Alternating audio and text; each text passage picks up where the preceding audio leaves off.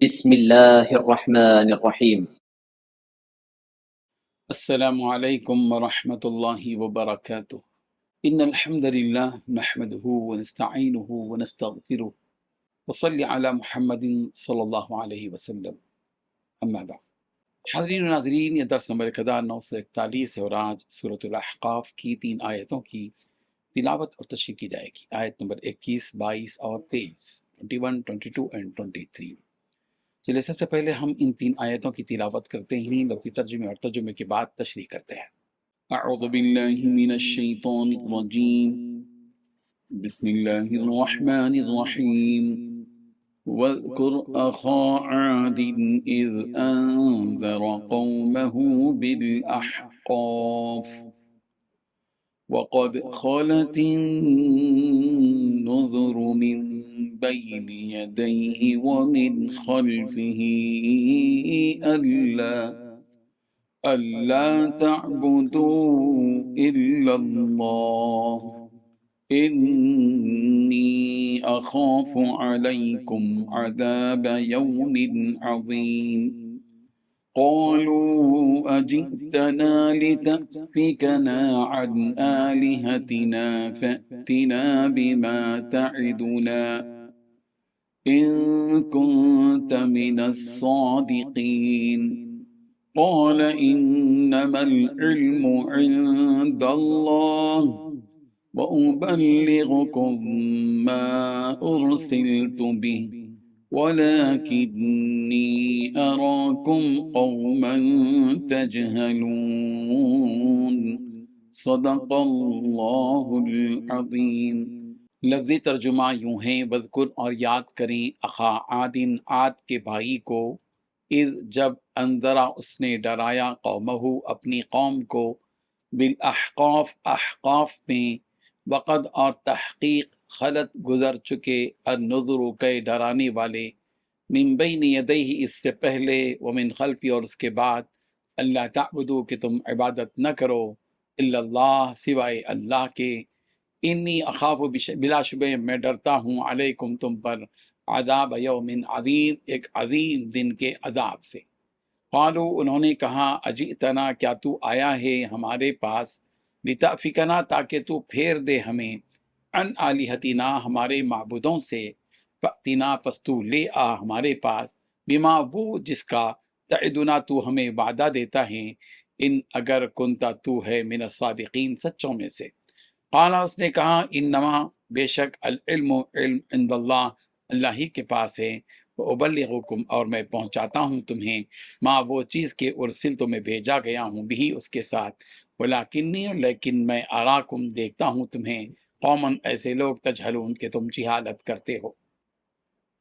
ترجمہ یوں ہے، اور قوم عاد کے بھائی حضرت ہود علیہ السلام کا تذکرہ کرو، جب انہوں نے اپنی قوم کو خمدار ٹیلوں کی سرزمین میں خبردار کیا تھا، اور ایسے خبردار کرنے والے ان سے پہلے بھی گزر چکے ہیں اور ان کے بعد بھی، کہ اللہ کے سوا کسی کی عبادت نہ کرو، مجھے تم پر ایک زبردست دن کے عذاب کا اندیشہ ہے۔ انہوں نے کہا، کیا تم ہمارے پاس اس لیے آئے ہو کہ ہمارے خداؤں سے ہمیں برگشتہ کرو؟ اچھا اگر تم سچے ہو تو لے آؤ ہم پر وہ عذاب جس کی تم دھمکی تم دے رہے ہو۔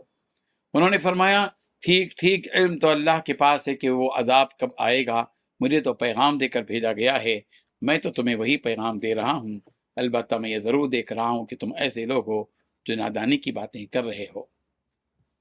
ان 3 آیتوں میں 10 باتیں بیان کی گئی ہیں۔ پہلی بات، قوم عاد کے بھائی حضرت ہود کا تذکرہ کرو۔ دوسری بات، جب انہوں نے اپنی قوم کو خمدار ٹیلوں کی سرزمین میں خبردار کیا تھا۔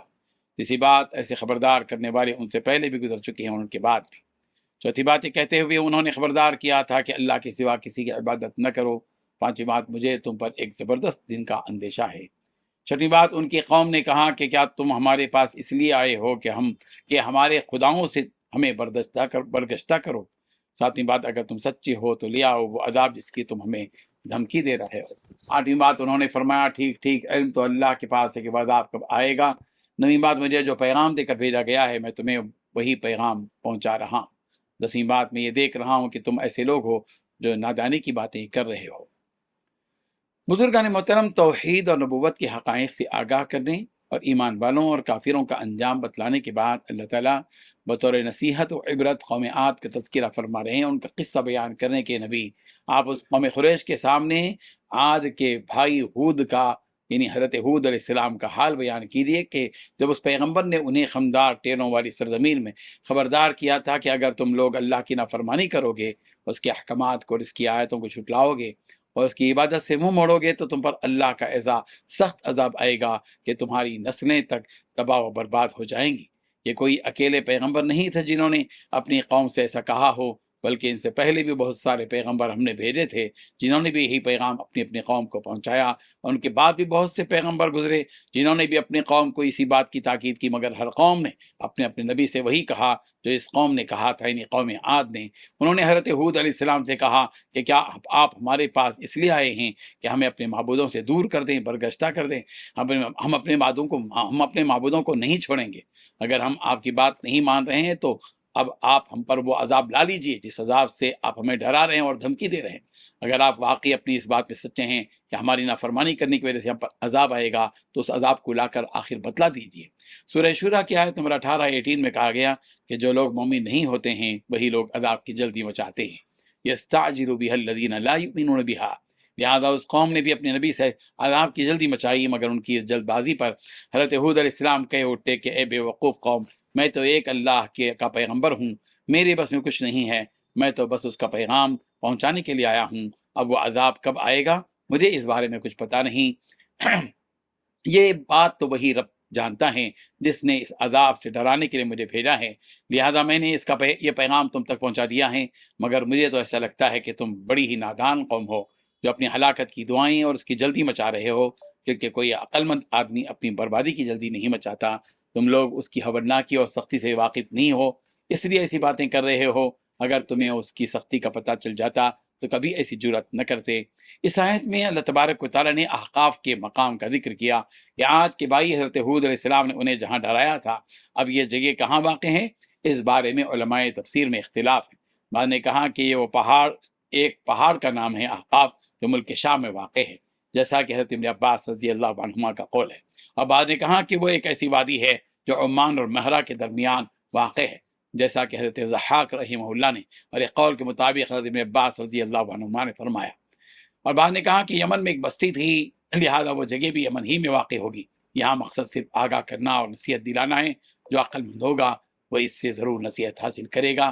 اللہ تبارک و تعالیٰ گزری ہوئی قوموں کے ان حالات سے ہم سب کو سبق حاصل کرنے کی توفیق عطا فرمائیں۔ آمین۔ وآخر دعوانا ان الحمد للہ رب العالمین۔